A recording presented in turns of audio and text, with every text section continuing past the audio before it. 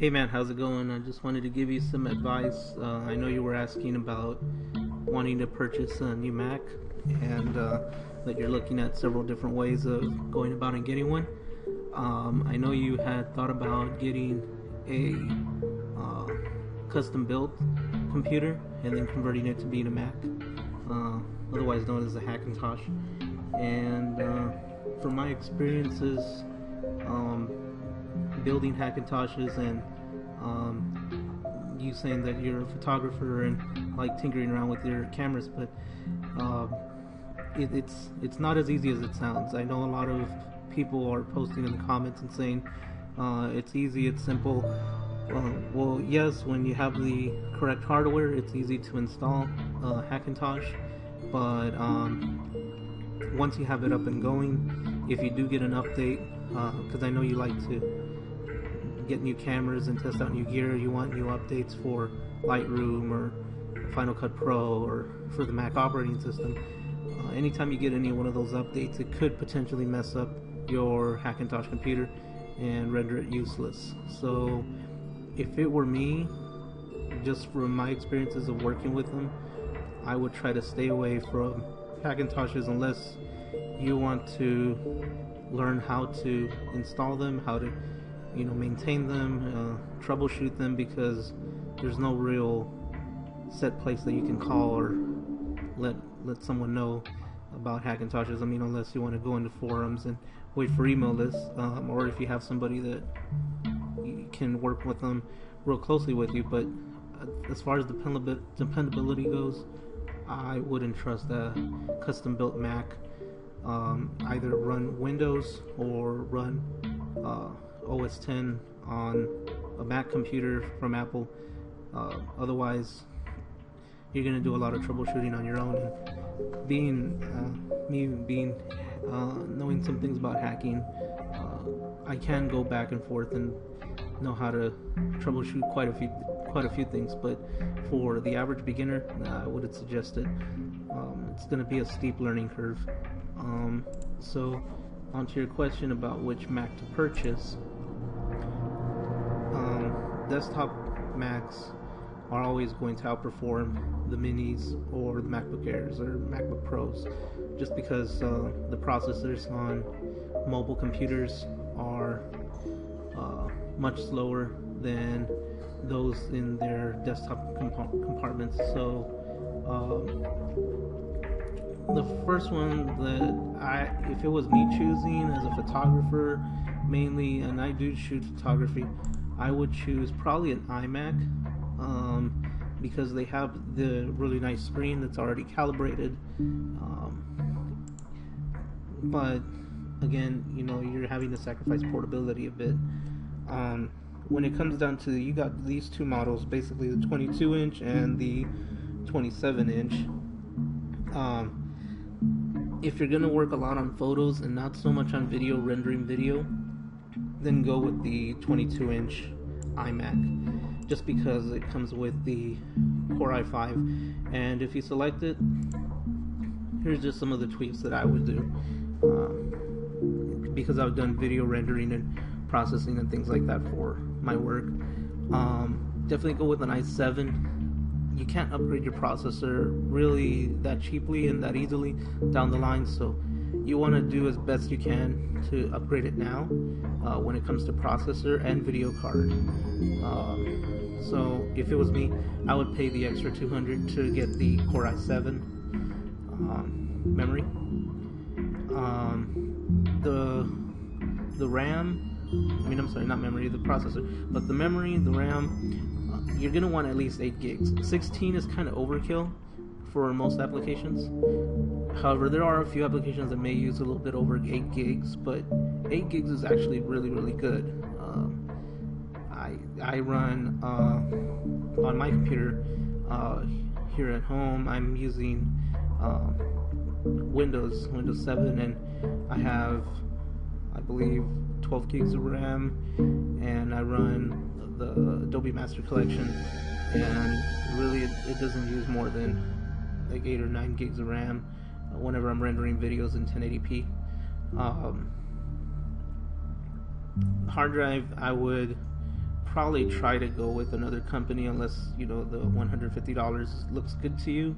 It's fairly easy to make the jump and add more hard drive space on an iMac. You can take it anywhere and they can do that for you. Not as easy.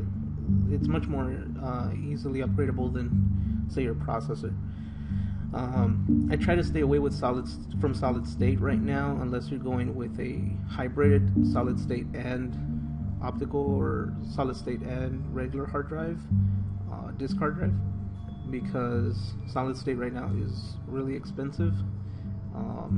But that's just my opinion. Getting a 1 or 2 terabyte hard drive and then getting an external drive to back up your work is probably the best thing, in my opinion, for a desktop workstation. Some keyboard options I don't really care for, but you could. Apple Care, of course, you want that for your Apple products. And yeah, that's it. So as you can see, like with the 22-inch iMac, your highest upgrade speed for it is a Core i7 2.8 gigahertz quad core Intel i7.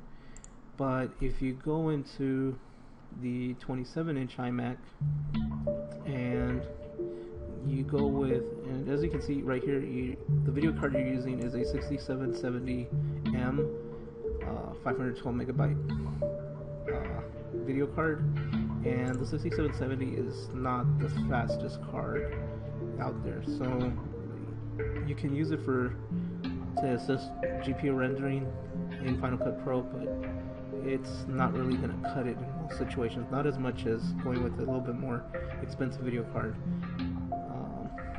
If you go with the 27-inch 3.1 gigahertz, which is probably my favorite for photographers to recommend, you can see you can upgrade for $200 more to a 3.4 gigahertz quad core, and that's going to equal to faster rendering speeds. For the 4 gigabytes of RAM, you could upgrade for $100 more to 8 gigabytes. It's a little bit expensive in my opinion, but not too bad. I'd keep the 1 terabyte and get a big external, or even a Thunderbolt for later on. The video card, you can go with the 6970, or you can go with the 6970 with 2 gigabytes of DDR5. I would choose the best one you could, and if it was my opinion, I'd go with the 2 gigabyte 6970. The only higher card on this end is the 6990, which is really expensive and it's not available on Mac, but at least on the iMacs. But 6970 is really gonna perform really well, and your price right there with Apple Care is going to come out to $25.68 plus tax and shipping, or I guess free shipping. And if it was me doing this, I would probably really spec out my desktop computer, just because that's where you're going to be doing most of your rendering, and get a standard MacBook down the line, or a PC, probably maybe just a regular MacBook or a low-end MacBook Air, just so you can transfer files and pass files back and forth. I really don't think that for the amount of price that you pay for a MacBook Pro, which you'll probably want, even if you don't go with the Retina display MacBook Pro, you go with just the standard 15-inch 2.6 gigahertz. You can upgrade it to 2.7 gigahertz. Turbo Boost is at 3.7 gigahertz, but what most people don't understand is that Turbo Boost, you're just peaking for a short period of time. It's not 3.7 gigahertz constant. So yeah. So even right there, just by upgrading the processor, which is something you'll want to do, to 2.7, even still with 2.6, you're at $21.99. To me, it's just not worth it getting a really professional notebook without having a really professional desktop if you're going to be working at home. The only other option that I do see that you could could have would be a Mac Pro, which is what most video editors, photographers that I know and have worked with use. And there's three kinds: the quad core, 12 core, and the server. Might stay away from server because that's not what you want. 12 core is kind of overkill unless you're really doing really huge movie style editing. Quad core is plenty enough.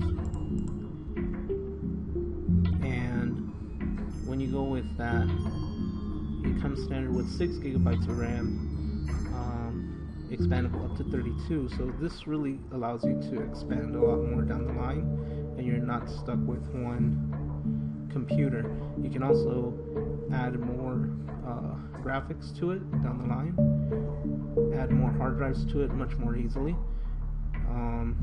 The processor as well, you don't have to stick with this quad core right now. You could buy the quad core and later on upgrade to the Xenon or another processor.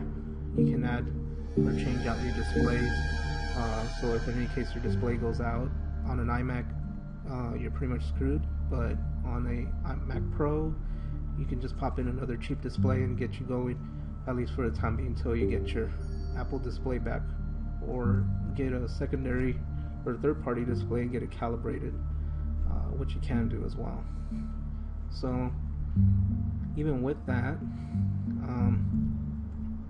and you add Apple Care, you're still at almost the same price of getting a brand new MacBook Pro. So my advice would be that either go with iMac, MacBook Pro, or go with the lower end iMac and get a cheap MacBook or MacBook Air as best you can. See if you can get them on the refurbished list and see if you can get good prices. But I definitely stay away from the Hackintoshes. As much as people will tell you on the forums or around here on YouTube, say that it's really good and fun and easy, it really isn't. There's a lot of work that has to go into it. There's a lot of stuff that you have to compromise with, especially Apple updates, and if you're really big on using your iPhone and things like that, you're gonna run into issues. Just telling you from experience. Anyway, see ya.